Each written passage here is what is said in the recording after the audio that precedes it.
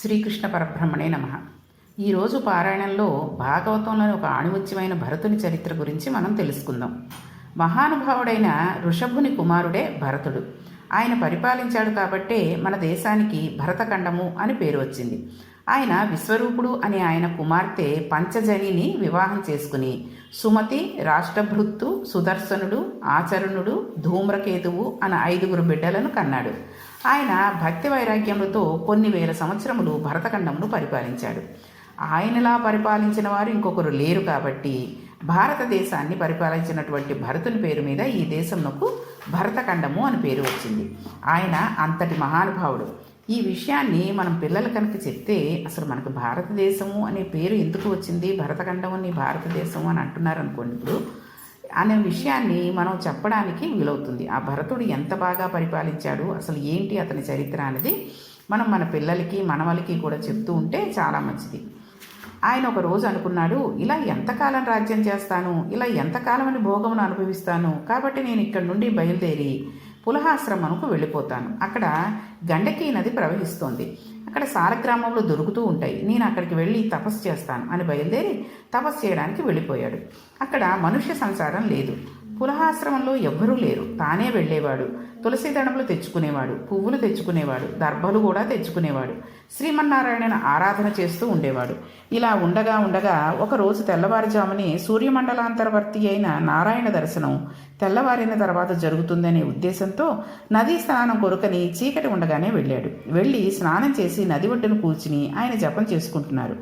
అలా జపం చేసుకుంటున్న సమయంలో ఒక విచిత్రమైన సంఘటన జరిగింది. అక్కడికి నిండు చూలాలైన ఒక లేడి పరిగెత్తుకుంటూ వచ్చింది. ఇంతలో అక్కడే అరణ్యంలో సింహం ఒకటి అరణ్యము బ్రద్దలైపోయేటట్టు గర్జించింది. సింహం అరుపు విని నిండు గర్భిణి లేడి భయపడిపోయి నీటిలోకి దూకేసింది. దూకేయగానే దానికి ప్రసవమై ఒక లేడి పిల్ల పుట్టింది. లేడి వరదలో కొట్టుకుపోయింది. లేడి పిల్ల కొట్టుకుంటుంటే భరతుడు చూడలేక గబగబా వెళ్ళి ఆ పిల్లను తెచ్చాడు.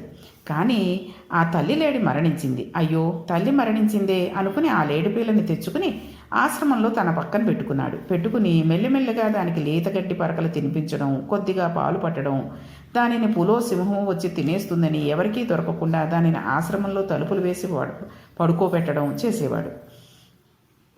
ఎప్పుడూ ఆ లేడిపిల్ల గురించి ఆలోచిస్తూ ఉండేవాడు. జపం మొదలుపెట్టేవాడు. అమ్మో, నేను ఎక్కువసేపు కళ్ళు మూసుకుంటే ఈ లేడి ఎక్కడికైనా వెళ్ళిపోతుందేమో, ఏపులో దానిని తినేస్తుందేమోనని కళ్ళు విప్పి దానిని చూసుకుంటూ ఉండేవాడు. ఎప్పుడైనా వదిలిపెట్టినప్పుడు కనపడకుండా వెళ్ళిపోతే అయ్యో, నా లేడి ఏమైపోయిందో, ఎక్కడికి వెళ్ళిపోయిందో, ఏ పులి తినేసిందో, ఏ వేటగాడి చంపేశాడో అనుకునేవాడు.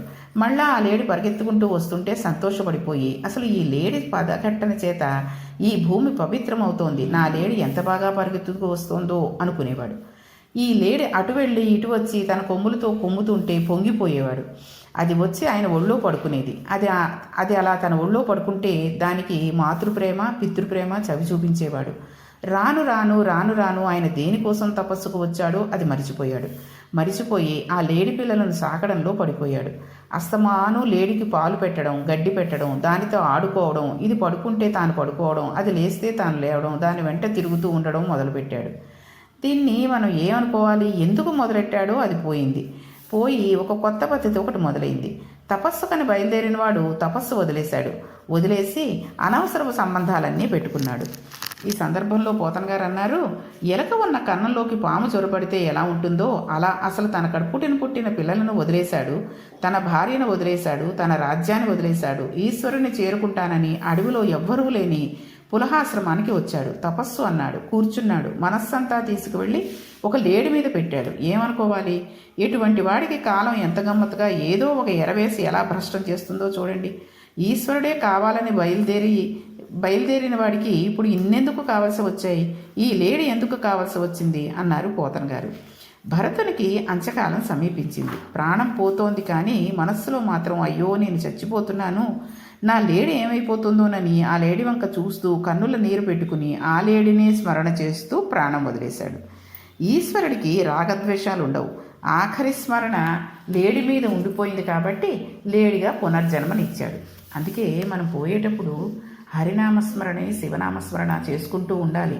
ఆ శివలోకానికి హరినామస్మరణ వల్ల విష్ణులోకానికి వెళ్ళిపోయామనుకోండి, ఎటువంటి జన్మ ఉండకుండా మోక్షం పొందుతాం అన్నమాట. అందుకనే భరతుడికి మళ్ళీ జన్మ లేడిగా పుట్టించాడు. అయ్యో, అంతటి చక్రవర్తిని అయ్యాను, నేను పరిపాలిస్తే దేశంలో భరతవర్షం అని పేరు వచ్చింది. అదే దేశంలో గడ్డి తింటూ లేడీనయ్యాను. నేను ఈ లేడీని పట్టుకోవడం వలన కదా నాకు ఈ సంఘం వచ్చింది. అసలు నేను ఇక ఎవరినీ ముట్టుకోను అని వ్రతం పెట్టుకున్నాడు. నోరు విప్పి మాట్లాడేవాడు కాదు. పచ్చగడ్డి తింటే దాని మీద ఉన్న క్రిములు చచ్చిపోతాయని ఆ లేడీ ఎండుగడ్డిని మాత్రమే తినేది. అంటే ఆ లేడీ అంటే ఇక్కడ భరతుడు.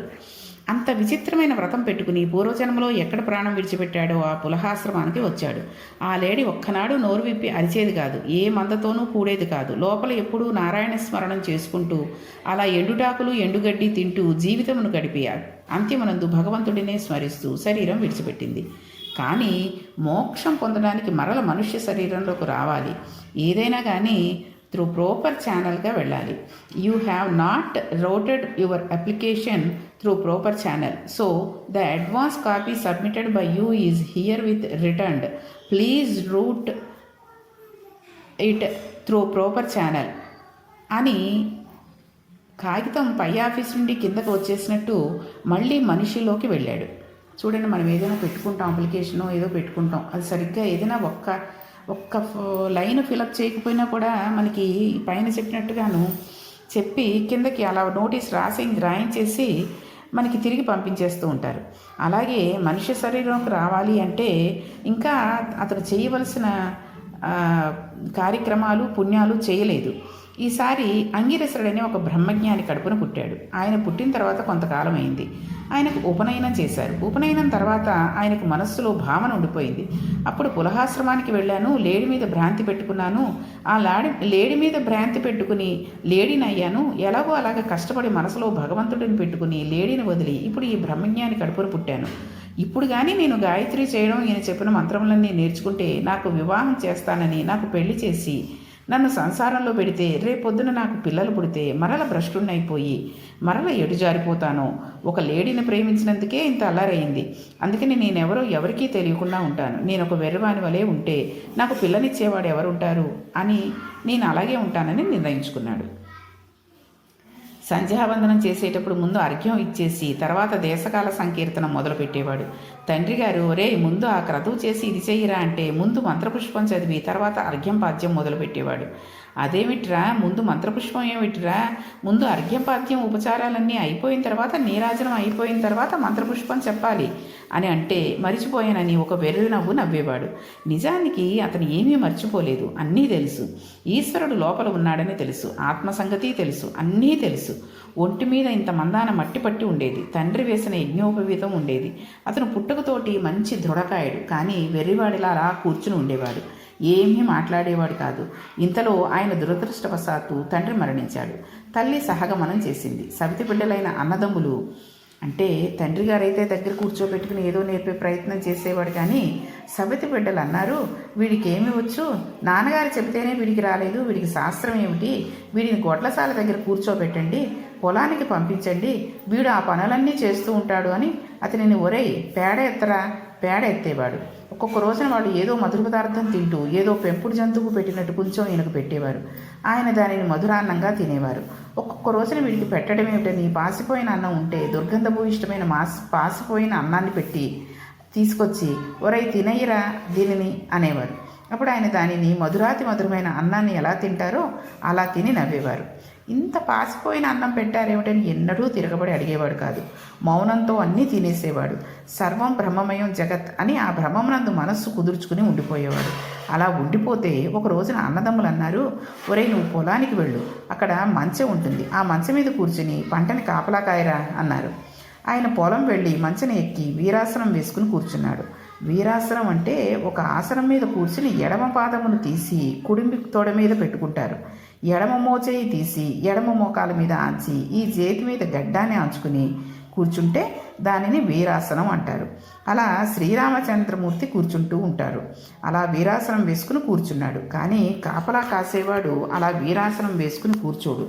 ఆయన అలా కూర్చుని అంతటా బ్రహ్మమును చూస్తున్నాడే తప్ప ఆయనకు అసలు లోకమునందు వేరు కనబడలేదు.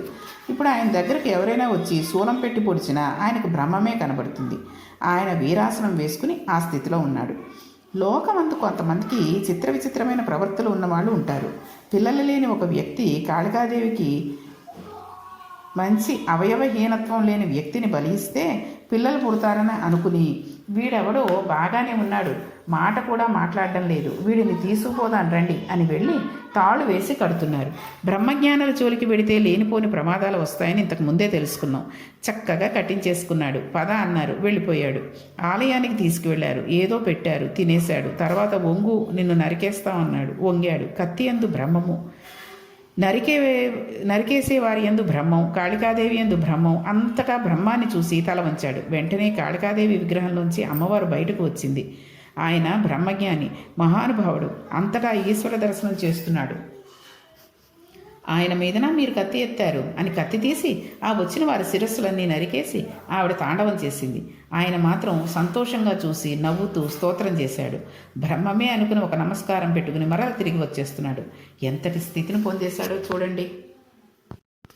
అలా వచ్చేస్తుంటే సింధుదేశపు రాజు ఒకడు ఉన్నాడు. ఆయన పేరు రాహుగణుడు అని కూడా అంటారు. ఆయన ఇక్షుమతి నదీ తీరంలో ఉన్న కపిల మహర్షి దగ్గర తపోపదేశం పొందుదామని ఒక పల్లకీలో వెళ్ళిపోతున్నాడు. లోపల అహంకారం ఏమీ వదిలిపెట్టలేదు, కానీ తపోపదేశం కోసమని వెడుతున్నాడు. బోయిళ్ళు పల్లకీలు మోస్తున్నారు. దగ్గర దాపా పూర్వం పాపం అలా మోసి పట్టుకుపోతూ ఉండేవారు. అందులో ఒక బోయికి ఏదో అలసట వచ్చింది. అయ్యా, నేను ఇంక మోయలేనండి, ఇంకా నడిస్తే సృహ తప్పి పడిపోతాను అన్నాడు. సరే, వాడిని అక్కడ వదిలేశాడు. 4వ బోయి లేకపోతే పల్లకి ఎలా నడుస్తుంది? అందుకని బోయి కోసం చూస్తుంటే ఈయన బుర్ర వంచుకొని వచ్చేస్తున్నారు. ఈయనెవరో బాగున్నాడు, మంచి దృఢకాయుడు అన్నాడు, ఈయనని తీసుకురండి పల్లకి మోస్తాడు అన్నారు. బాగా పొడుగైనవాడు పల్లకి పట్టుకుంటే ఒక ఇబ్బంది, బరువంతా అతని భుజం మీదకి వెళ్ళిపోయి వెనక వాళ్ళకి తేలికైపోతుంది. ఈయన పల్లకి కొమ్ము పట్టుకుని మోస్తున్నాడు. అంతటా బ్రహ్మాన్ని చూస్తున్నాడు. ఆనందపడిపోవడంలో ఒక్కొక్కసారి ఈశ్వర జన్మ తేజస్సు జ్ఞాపకానికి వచ్చి మధ్య మధ్య అడుగులు తడబడేవి. అటువంటప్పుడు పల్లకి ఎత్తుపలములకు లోనై లోపల కూర్చున్న రాజుగారి తల పల్లకి అంచుకి గట్టిగా తగిలేది. ఆయన 2 మాటలు చూసి అడిగాడు, ఎందుకురా అలా ఎగిరెగిరి పడిపోతున్నారు? పల్లకీలో నాకు తగులుతోంది, ఒంటి మీద తెలివుందా అని అడిగాడు. అంటే వాళ్ళు అన్నారు, అయ్యా, ఇది మా తప్పు కాదండి, కొత్తపోయి సరిగ్గా లేడు, వీడు సరిగ్గా నడవడం లేదు, ఏమిటో తల వంచుకుని సంతోషపడిపోతూ నవ్వుతూ ఆనందపడిపోతూ అటు దూకేసి ఇటు దూకేసి వీడి ఇష్టం వచ్చినట్టు నడుస్తున్నాడు అన్నాడు. అంటే రాజుగారికి చాలా కోపం వచ్చి ఆ బోయి వంక చూసి పరిహాసమాడాడు. మోస్తున్నవాడు బ్రహ్మజ్ఞాని, అన్నిటికన్నా ప్రమాదం బ్రహ్మజ్ఞానితో పరిహాసం ఆడడం. అయితే ఈ రాజుగారు ఏ రకంగా పరిహాసం ఆడారు, దానికి బ్రహ్మజ్ఞాని అయినటువంటి ఇతను ఏమన్నాడు అనే విషయాన్ని రేపటి పారాయణంలో తెలుసుకుందాం. శ్రీకృష్ణ పరబ్రహ్మణే నమః.